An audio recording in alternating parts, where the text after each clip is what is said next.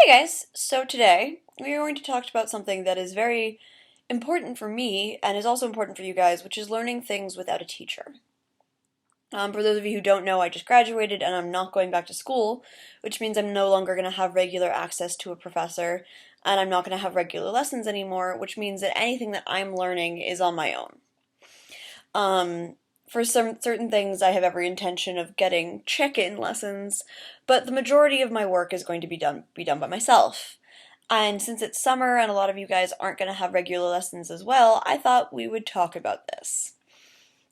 And I think the first thing to say is that I think a lot of us get kind of complacent in the way we practice when we have teachers. You have them to tell you how things are supposed to go. You have them to fix your issues, and you have them to tell you when you're not doing something stylistically correct. And while that's all well and good, and it's great to have that reinforcement, most of us need to be doing that on our own, even when you have a teacher.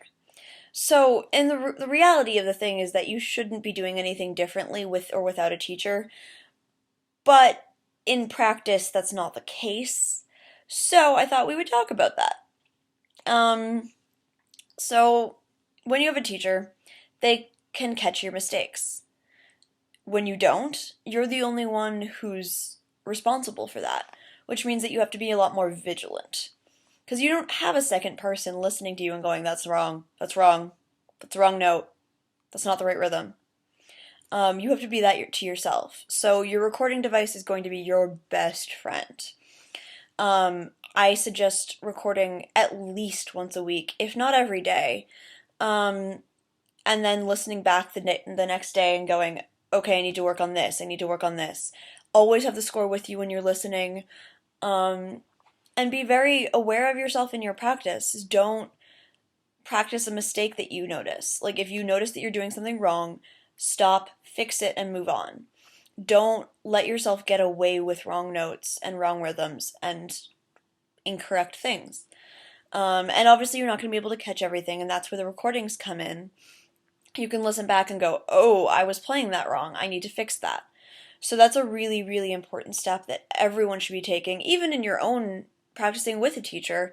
But as I said, everything that you do when you don't have a teacher has to be even more vigilant.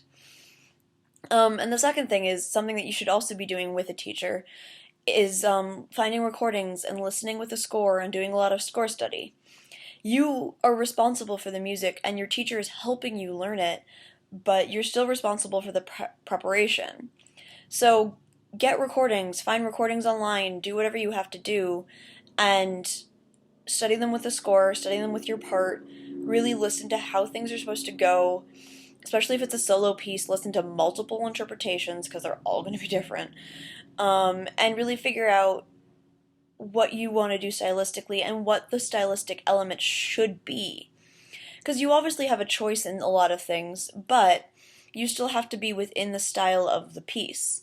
Do research on the composer. What era do they write in? Do they fall into a stylistic period that you need to be aware of?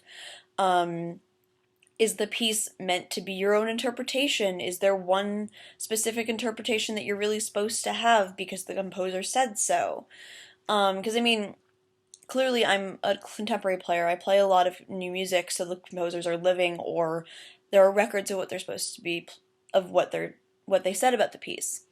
But there's no way I would be playing something like Hindemith, which is very, very stylistically set, the same way I'm going to be playing Ferniehow, where I get a lot of choice.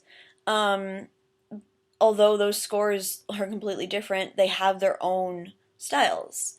You don't play Debussy the way you play Hindemith. You don't play Telemann the way you play Debussy. So you need to be aware of these stylistic ideas and the stylistic eras, and be playing in that appropriate style. And you will find recordings that are wrong or that are not stylistically correct. And you also have to be aware of the fact that those exist and that you kind of have to take those with a grain of salt. And I think the last thing that I think about when I'm learning a piece without a teacher is I have to be convincing. One of the things that a teacher helps you with is stage presence and just interpretation in general. And having that confidence of someone who's a professional tell you that this is correct means that you're more convincing in your presentation of the music. So what you have to do when you don't have one is find an interpretation that you like and be convincing about it. Be set and present it in a way that goes, I know what I'm talking about and this is right. And if you've done your research, it will be. So basically, it's no different from learning a piece with a teacher. You just have to be your own teacher. And everything I've said in this video is valid for when you have a teacher too, and you should be doing this all the time. But I think it's good to have the reminder that you should be doing it because we all get lazy, and I'm guilty of this so many times. So I hope this is helpful. As always, if you have video ideas, let me know, and I will see you guys next week.